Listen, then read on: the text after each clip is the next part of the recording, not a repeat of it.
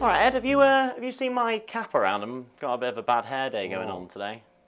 You certainly do have a bad hair day. I know, it's rough, mate. You know, the only cap I ever concern myself with is market cap. What's a market cap? Well, cap stands for capitalization. And if you watch the show, you've seen us use that term all the time. I never know what it means. Okay, well, it's a useful tool to compare similar companies. You multiply the number of shares in the company by the price, and you get a value. Then you do the same for the company B, and you get another value. Now, if they're kind of like the same size in terms of revenues and earnings, the market cap should be roughly the same. Wouldn't that make sense? Like, I mean, it makes sense. Yeah, it makes sense. But sometimes there's an anomaly. There's a reason. There's a discrepancy between one market cap versus the other. And so you'd look at, say, well, why is this company trading for a much cheaper market value compared to the other one? So could that be just because the other company's just got a worse product, or just? Could be a lot of reasons. Yeah. But if you're into a new area like the marijuana space, all things considered, you'd think companies that have sort of the same acreage, the same, and you check off the list, you'd think that they should be the same market caps. Another thing you might want to look at, if the market cap is crazily abnormal, like $1 billion, and they don't have much, you'd say, well, maybe it's a stock to short. We talked about short selling before. Yeah.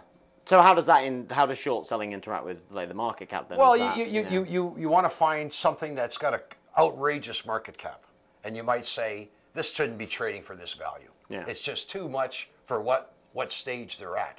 Oh, okay. So market cap isn't always indicative of how valuable the company is. It can be overinflated. It can be extremely overinflated, and that's what you look for. And you know, in new industries, there's companies that have no earnings, and they have ridiculous market caps. So hence the short sellers step in. So market cap in general, can companies be vastly undervalued on their market cap? That's if they're absolutely. Yeah. There's sometimes there's no real relationship when there's dramatic sell-offs. Like we saw in December, it was one of the worst sell-offs since the Great Depression, almost 90 years, 95, whatever. And so when you see that type of thing happen, and you look at the market cap and say, this is ridiculous, you're able to steal this company. But you can't just look at the price per share, because you don't know how many shares there are. So if there's 1 billion shares and it's trading at $1, that's different than if a company has 100 million shares and it's trading at $1. One means it's 10 times more than the other. Okay. Okay, 10 times as many shares, but the same price. Yeah. Okay. So you got to look at that total value to get an idea of what the market is. Okay. And does market cap does that have any impact on what kind of stock exchange you trade on? Do certain exchanges need certain market caps? Yeah, certainly. Like, you know, if you want to get on the New York Stock Exchange, they may say the minimum market cap to be on this exchange is this.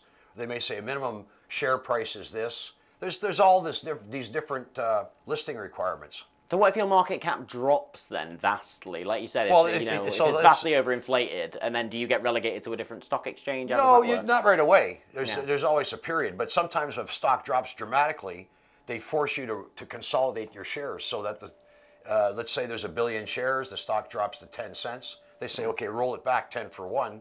So now there's only 100 million shares. Yeah. Then the price will go up 10 times. So they're like manipulating the market cap in a way there. Yeah, they want to, sometimes it isn't practical for a stock to trade at pennies. Yeah, no, that makes sense.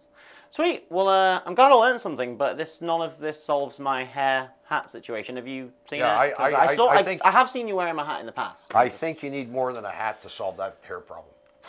A cap, I should say. All right. Well, if you see my hat around, you better give me a I'll let you know. All right, mate. Peace.